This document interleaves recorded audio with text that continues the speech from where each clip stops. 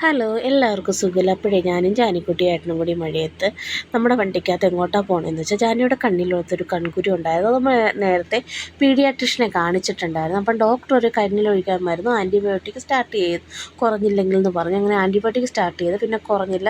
അപ്പോൾ ഈ വിവരം ഞാൻ ചേച്ചിയെ വിളിച്ച് പറഞ്ഞപ്പോൾ ചേച്ചി പറഞ്ഞു, നീ ഒരു കാര്യം ചെയ്ത് സംഗീസിൽ പോയി ശങ്കർ ഡോക്ടറിനെ കാണിച്ച് നോക്കും. സംഗീസി ചേച്ചി 1-2 വർഷത്തോളം വർക്ക് ചെയ്തിട്ടുണ്ടേ.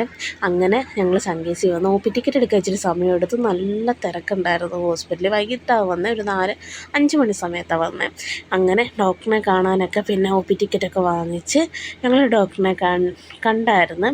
കണ്ടിട്ടിങ്ങനെ മെഡിസിനൊക്കെ വാങ്ങിച്ചിരിക്കുക. അവിടെ നല്ല തിരക്കെന്ന് വെച്ചാൽ ആരോ ഒരു കണ്ണിനകത്തൊരു കടന്തൽ കുത്തി അങ്ങനെ ഒരു പേഷ്യൻ്റ് വന്ന് നല്ല തിരക്കായിരുന്നു. പിന്നെ ജാനിക്കുട്ടിയെ കാണിച്ചപ്പോൾ ഡോക്ടർ പറഞ്ഞു, ഒന്നേ ചോക്ലേറ്റിൻ്റെയോ അല്ലെങ്കിൽ മുട്ടയുടെയോ അലർജിയാണ്, 5 ദിവസത്തേന് മരുന്നും കൊടുത്ത് ആൻറ്റിബയോട്ടിക് തന്നെ കണ്ടിന്യൂ ചെയ്തോളാൻ പറഞ്ഞ്. പിന്നെ അവിടുന്ന് 2 കണ്ണിലൊഴിക്കുന്ന മരുന്നും പിന്നെ കണ്ണിൽ എഴുതുന്ന മരുന്നൊക്കെ തന്ന്. അപ്പോൾ ഇന്ന് ഇത്രയേ ഉള്ളൂ. ഇതൊക്കെ ഞങ്ങൾ വാങ്ങിച്ച് നേരെ വീട്ടിൽ വന്നു. ബൈ.